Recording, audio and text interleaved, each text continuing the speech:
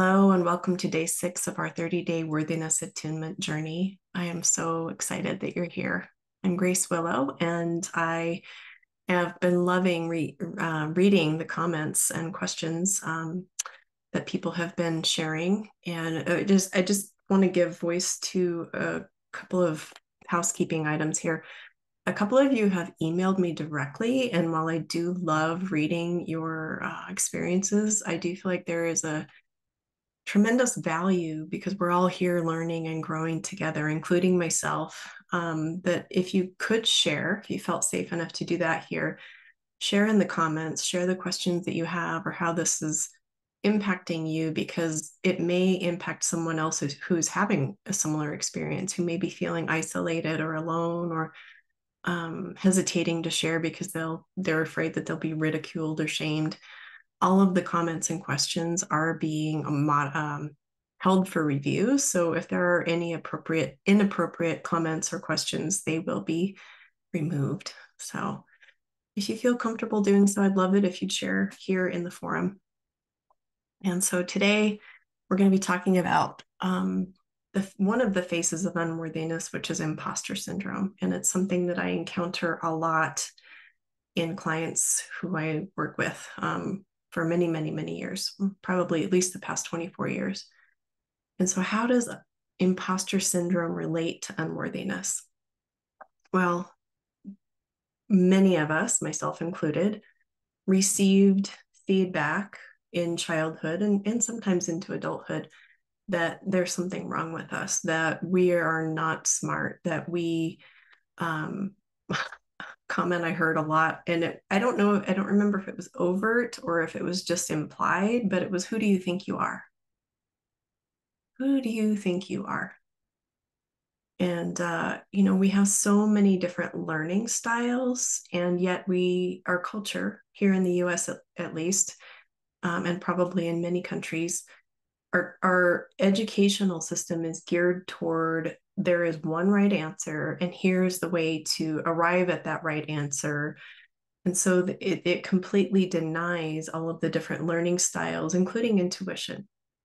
And as a child, when I was growing up, I was incredibly intuitive. And for example, math, I knew the answer. I could write the answer down, but because I couldn't prove how I arrived at that answer, I received the feedback through grades, C, D, E, or I don't even know if there was an F, C, D, and F, that I was stupid, that I was incompetent, that I hadn't learned how to do the problems correctly, or that I was cheating, which I wasn't. So let's see. I think there's also a sense of, because the various ways in which we are, especially if you're highly sensitive or empathic, we receive information that we're too sensitive, or that we should know how to do something differently or better, or that we should follow a certain protocol. And so we receive that information. We have these amazing structures in our brains called mirror neurons that take in the feedback, the verbal feedback, the looks that people give us, the information that we receive, and it informs our nervous system about who we are in relationship to our outer world. And so we can internalize a belief that there's something wrong with us, that we're not good enough, that, if I try to do that, well, who do I think I am? I'm here to tell you that you're amazing and you're brilliant and you always have been. You just had experiences that caused you to believe otherwise.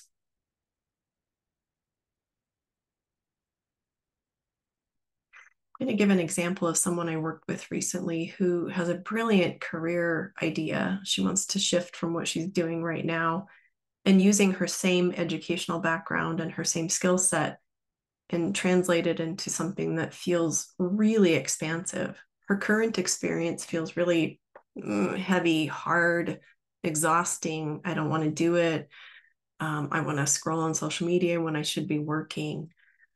When I think about transitioning into what it is that I really love, what stops me is I feel like an imposter. Like, I can't do that. Why would people pay me for that? Why would people trust me with that? Why are you trusting me right here listening to this? Because there's something that I am speaking about or sharing, and there's an energy transmission. So, the invitation for every single person who struggles with imposter syndrome is that you are not an imposter. You came here with a unique skill set, a blueprint of worthiness. And if you don't share it, the world is going to be deprived of your unique gift, your unique contributions.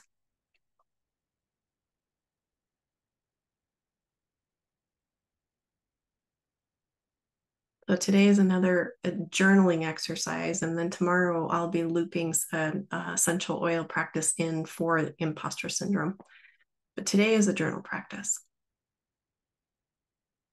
Actually, you know what? No, I'm being guided that it's going to be something else. So we're going to close our eyes. And if you're doing this standing up or multitasking, I'm going to invite you to become fully present with yourself right here and right now. Letting yourself sit down or lie down.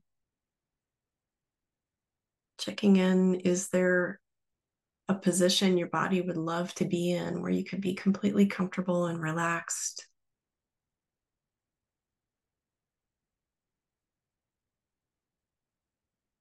Closing your eyes, letting yourself settle into this present moment, receiving the support of the chair below and behind you if you're sitting, or if you're lying down, allowing the earth to rise and meet you and cradle you.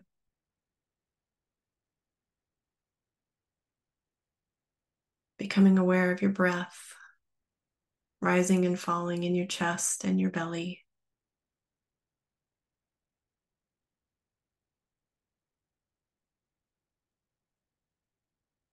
Maybe noticing the temperature of the air on your skin.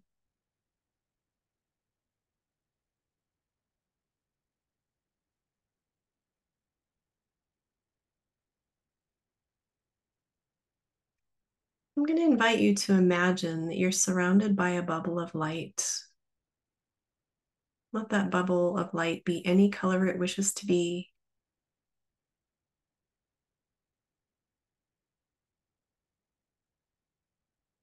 Creating a container for all parts of you to feel safe and supported.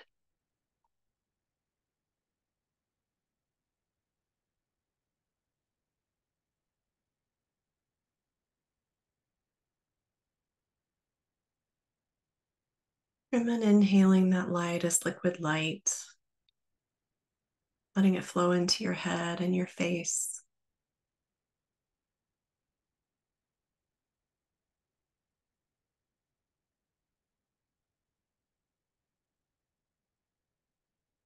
Breathing it into your neck, into your shoulders, down into your arms and hands and fingers.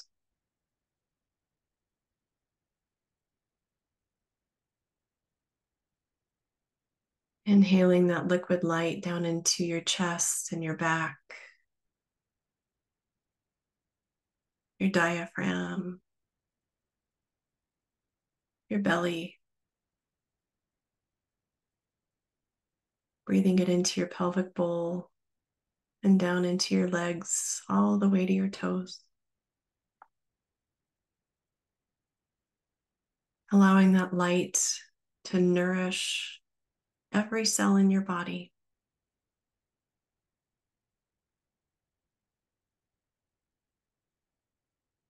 And also breathing that light down below through your pelvic floor. Imagining you can send a beam of light as wide around as your body, all the way to the center of the earth. Connecting into the heart of Mother Earth. Allowing that beam of light to serve as a grounding cord. A way for your body to easily and gently and safely release the energies of imposter that you got imprinted with,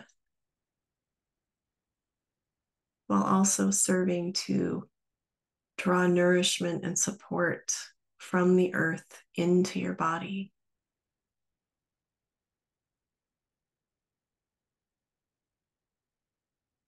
And so just allowing this liquid light as you inhale and exhale, there's no effort, simply an intention. Inviting this liquid light to start releasing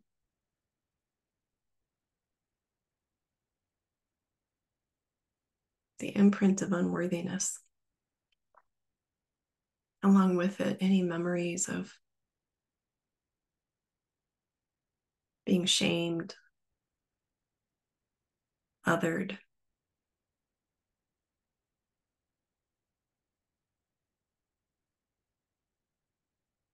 told you were anything other than the magnificent soul that you are.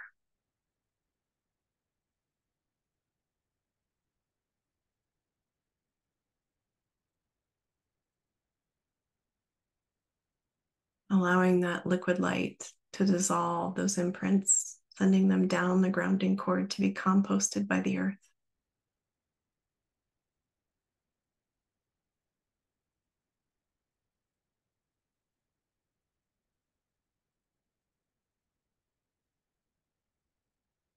You don't need to go digging for memories of times when you were told, "Who do you think you are?"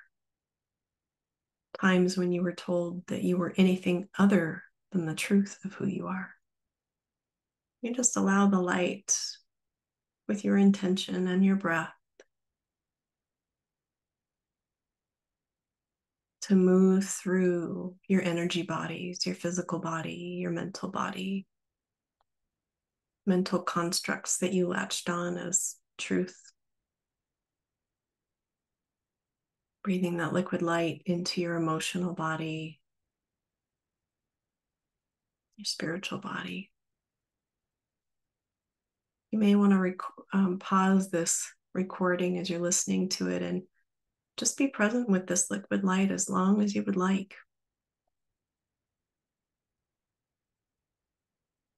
Allowing it to move through every cell, all the way down into the subatomic particles, the space between where the true you exists, the you that exists beyond time and space, beyond matter.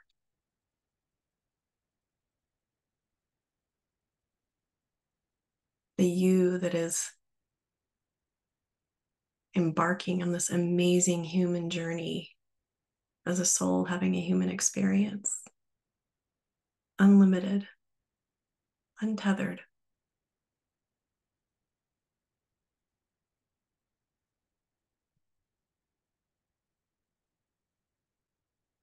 Allowing more of the true you to take up space while releasing the beliefs that have stood in its place.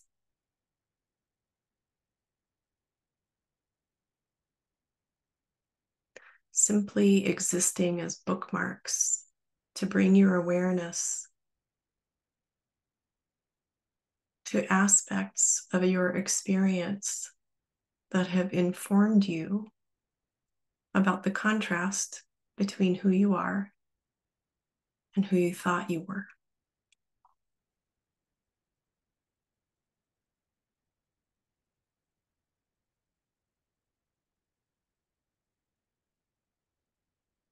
When you're ready to resume,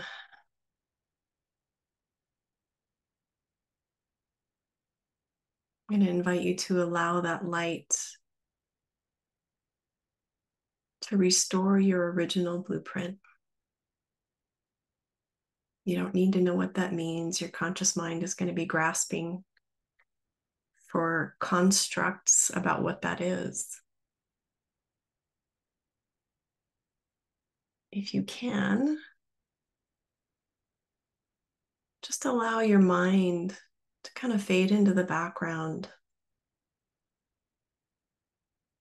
Be present with this light, reconnecting you to who you are, restoring, recalibrating.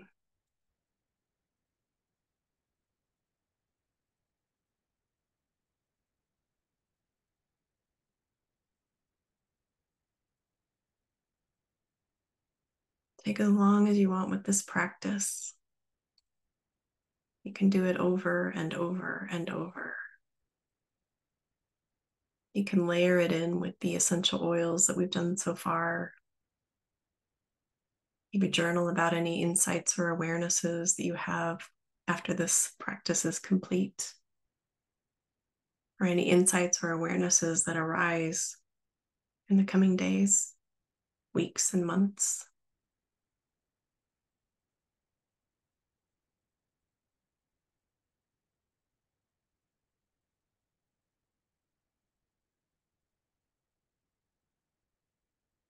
Okay. So tomorrow we will be incorporating an essential oil, doing a very similar practice as this, but using an essential oil to reconnect to the brilliant you that you are, that you've simply just gotten disconnected from, forgotten who you are. That might not be an accurate way of saying it. You didn't actually forget who you were. You just had an overlay that kind of blocked your view. I'm here to help you restore your eyesight, your connection to the truth of who you are. A beautiful soul here on this amazing planet we call Earth,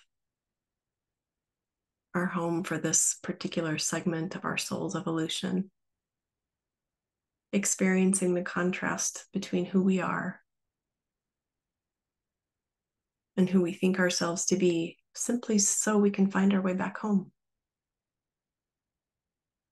I'm so grateful that you're here. If you're enjoying this, please like, subscribe, and share. And I will see you tomorrow.